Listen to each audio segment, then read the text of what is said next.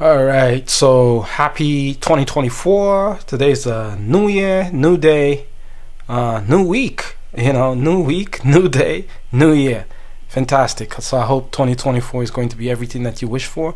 But before we move forward, the most important thing is to also reflect on what was 2023 like, right? What were the biggest lessons? So I wanted to shoot this video to literally just remind me of what the biggest lessons were, so that I can constantly just go back, so I don't make the same mistakes in 2024.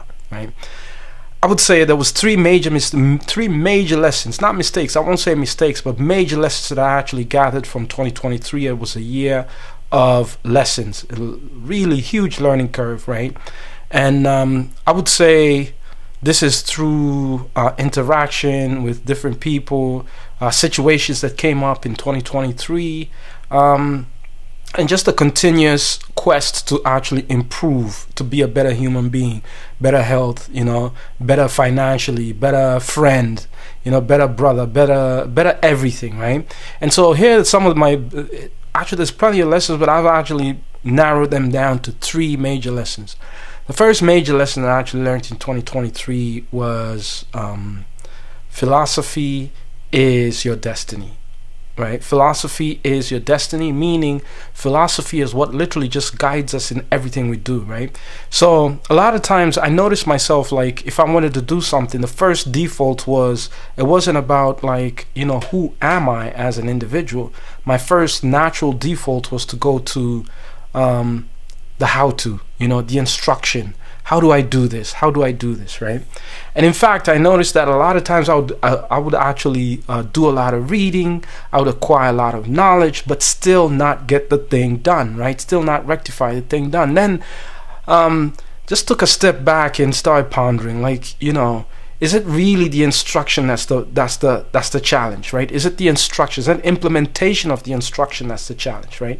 So plenty of times we seek to actually do things, right, to improve ourselves, whatever the quest is, right?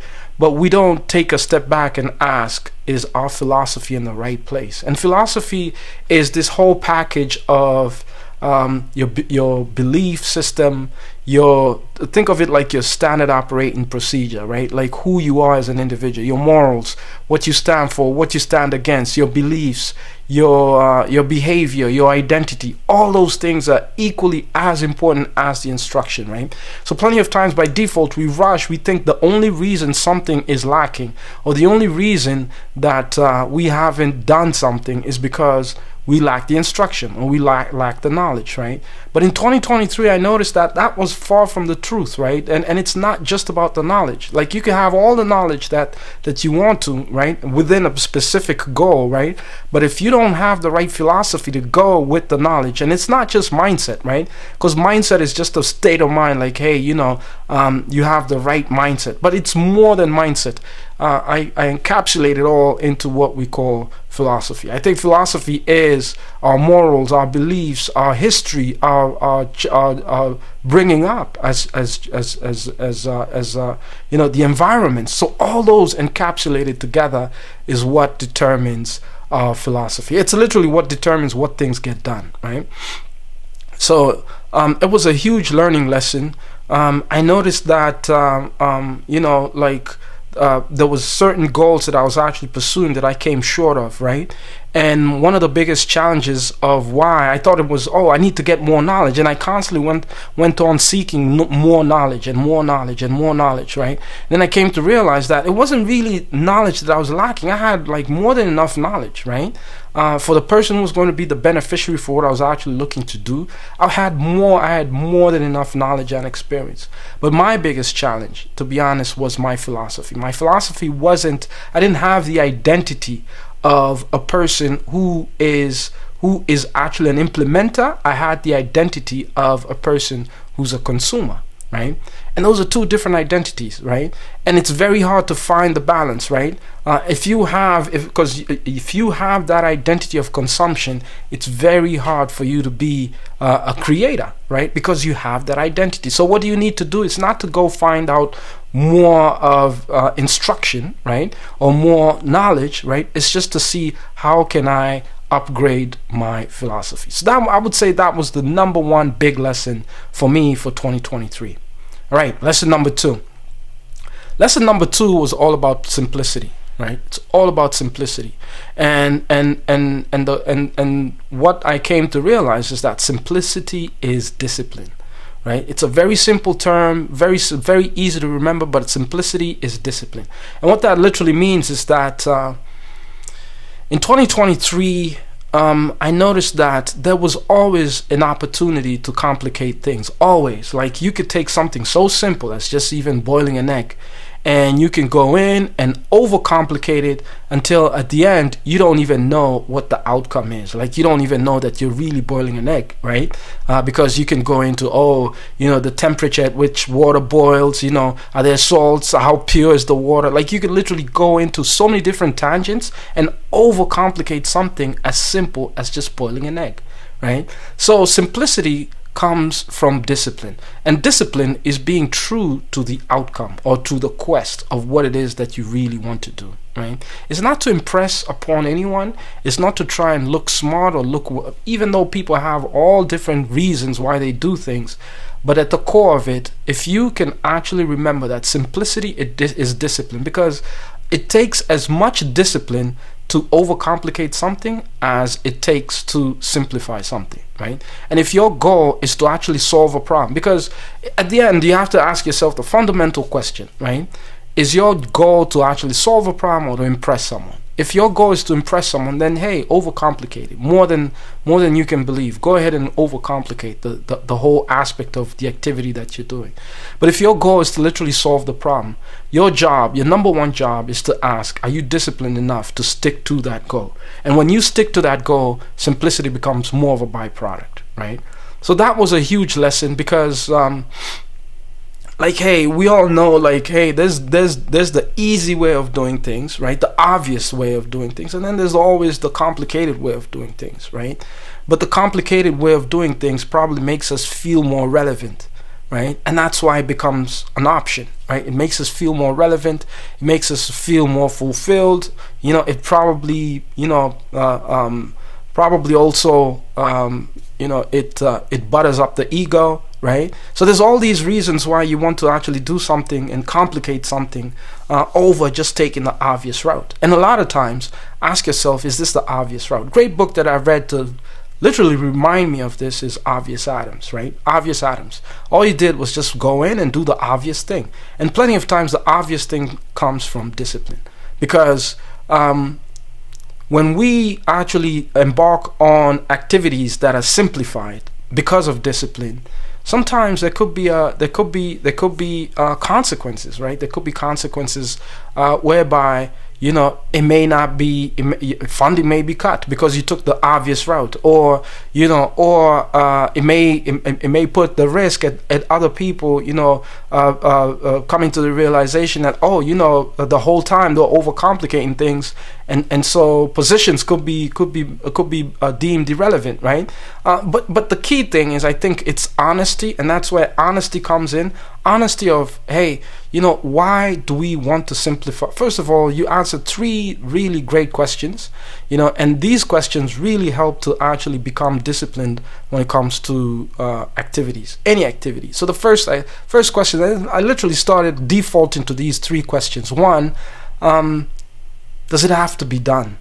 Right? Like, does it really have to be done? Are we embarking on an activity that is necessary? Right? Is it necessary? Does it have to be done? Because we're very good at doing activities that have 0 impact, but they keep us busy. The second one is, does it have to be done by you? Right? Are you the best person to actually do it? Right? And then the third thing is, are you disciplined enough to get to the truth of doing it in the non-obvious way? So I think those 3 key things have been my guiding star as far as simplicity. So 2024, I'm going to see more of that, and which is simplicity is discipline. And then the final one is momentum, right? Momentum is design, right? Momentum is design. Plenty of times, like when we want to actually do something, right? Whatever it is we want to do, and I alluded to it using the three questions. But when we want to create momentum, and remember, momentum is at the heart of everything, right? Why do people get frustrated? Why do entrepreneurs feel frustrated? It's not that they're going in the wrong direction. A lot of times that they're not going anywhere, right? They're not moving towards a goal. Whether it's in the wrong direction, the right direction, doesn't matter, right? Because course correction is much easier, right? The tangent is easier to correct when you're in motion, meaning there's momentum. Without the momentum, then you don't have the opportunity to correct the course, right?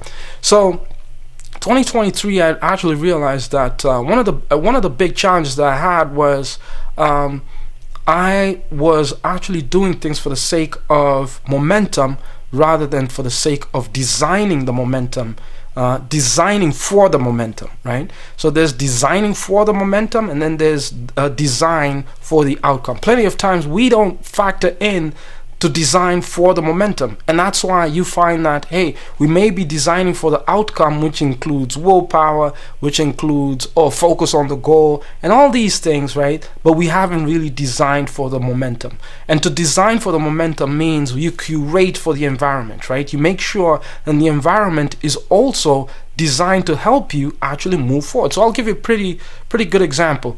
I noticed that I wanted to get healthier. Like, really, it's been a goal for me to actually just get healthier. And one of the biggest obstacles was, motivation. Like, I struggle with motivation, right? I struggle with motivation, and I'm like, why should I struggle with motivation, right? Why do I even need to be motivated to do something that I deeply want to do, right? Why? And it boils down again to the first two, simplicity and of course philosophy. But then the third thing is I hadn't designed for momentum, for the thing that I actually want to do. And what does that mean? Like, hey, easy steps. Let's say, like, the first one, I know I want to go to the gym, right? If I just chant I'm going to the gym, that's not doing anything for my momentum, right? Just willing and chanting doesn't do anything for my momentum. But what if I wore clothes that actually put me in the state, in the identity, right? In the identity of someone who's going to the gym. So I'll wear my gym clothes, and then even if I didn't go the exact minute, I noticed that eventually I did go. And that proved to be one of the biggest lever movers, towards even getting healthy. Just wearing gym clothes, right? Right?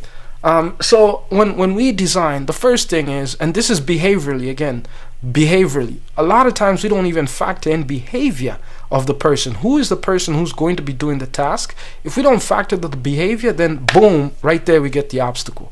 So the first thing when you're designing the behavior is, hey, what's the behavior that we want, right? Forget even the outcome. What is the behavior? Because we know behavior actually triggers the outcome, right? When we behave in a certain way, it's very hard for you to do something over and over and over again and you don't get to the outcome, because eventually you'll do it over. You'll notice, oh, I need course correction. There's something I need to do. But as you're doing it, that iteration, right, is actually getting you closer and closer to the outcome. So how do you get someone to actually get to the behavior, right? So the first thing is, for behavioral design, the first thing you have to jot down and be very clear on is, what's the outcome. If the outcome keeps on changing, right, then you can't really design for the behavior. The second one is definitely, what's the obstacle, right? What's the obstacle? What is the thing that's getting in the way, right? And then the third thing, of course, is what are the triggers? What are the triggers, right? So I think BJ, what's his name? Fogg, BJ Fogg, who's a behavioral scientist at Stanford. He has I think an acronym MIP. I don't remember. Let me see what it is. I think it's MIP behavior. Let me just Google it. I know it's something like MIP behavior, but it's literally, yeah, MIP behavior. I believe that's what it is, right? BJ Fogg. Let me just Google BJ Fogg. BJ Fogg. Yeah. I think it is. Yeah. and he has